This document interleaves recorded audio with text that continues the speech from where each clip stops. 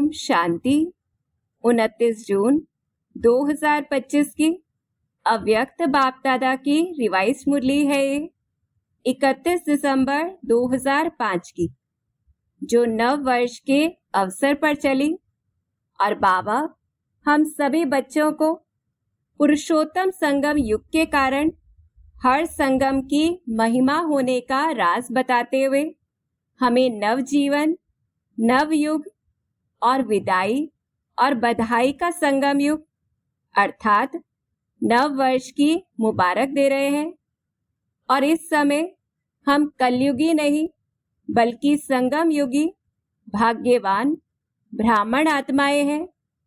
संगम युग पर भगवान से मिलन मेला करने का हमें श्रेष्ठ भाग्य प्राप्त हुआ है, तो यही नशा रहे।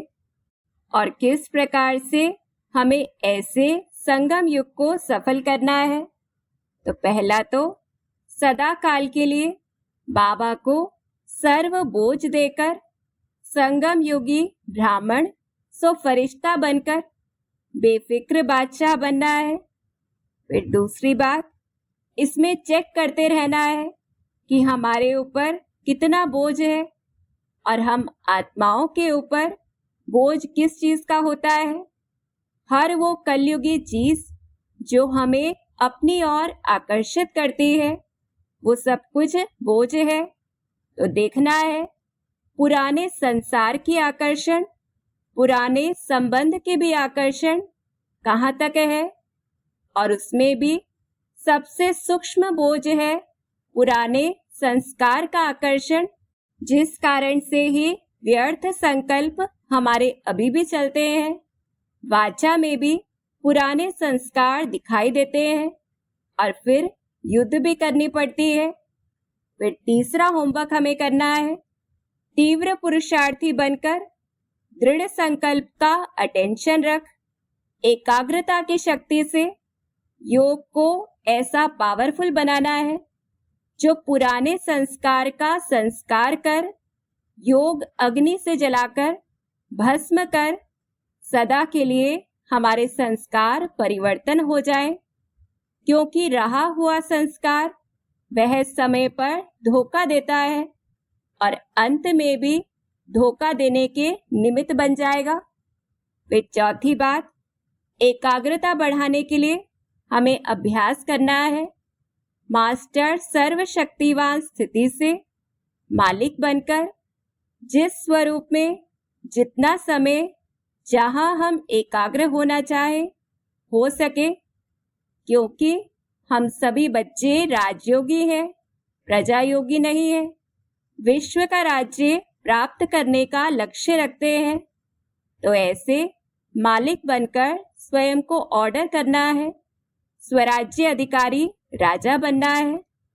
फिर पांचवी बात, अपने अंदर उत्साह और दृढ़ता को धारण करना है। क्योंकि सतो प्रधान प्रकृति वह भी हमारा आह्वान कर रही है, समय हमारा इंतजार कर रहा है और हमें समय का इंतजार नहीं बल्कि इंतजाम करना है। तो मन में यही संकल्प रहे कि करना ही है, चाहे कुछ भी सहन करना पड़े, कुछ भी छोड़ना पड़े, कोई हर्जा नहीं। इसमें फिर हो जाएगा, कर लेंगे, ऐसा अलबेलापन बिना लाए स्वयं का राजा बनने का, अपना चार्ट चेक करने का बाबा हमें 3 मास का समय दे रहे हैं, जो हमारे लास्ट पेपर में फिर जमा भी होगा। तो ऐसे 3 मास की शक्तिशाली स्टेज का अटेंशन आगे के लिए हमारा नेचुरल अभ्यास हो जाएगा। फिर छठा होमवर्क करना है, ब्रह्मा बाप को फॉलो कर बाप समान बनना है। जैसे ब्रह्मा बाप ने निराकारी, निर्विकारी और निरअहंकारी का मंत्र देकर सुखों का त्याग कर स्वयं प्रति संस्कार भस्म करने की निराधार तपस्या की और बच्चों को पत्र लिखने की सेवा भी लास्ट घड़ी तक साकार रूप में प्रैक्टिकल करके दिखाया। कहना, सोचना और करना तीनों समान किया, अंत तक अखंड महादानी का प्रैक्टिकल रूप दिखाया। ऐसे ही हम बच्चों को भी एवर रेडी बनना है, विश्व कल्याण का कार्य पूरा करना है, क्योंकि बाप दादा को तो पर्दा खोलने में देरी नहीं लगेगी। तो सदा काल के अटेंशन से जितना हम बाबा को सामने रखकर जो बाबा ने संकल्प, बोल, कर्म किया, वही करने के पुरुषार्थ में बहुत समय का जितना हमारा विजय का चार्ट रहेगा, उतना ही सदा काल का राज्य भाग्य प्राप्त होगा। हम विजय माला के मणके बनेंगे।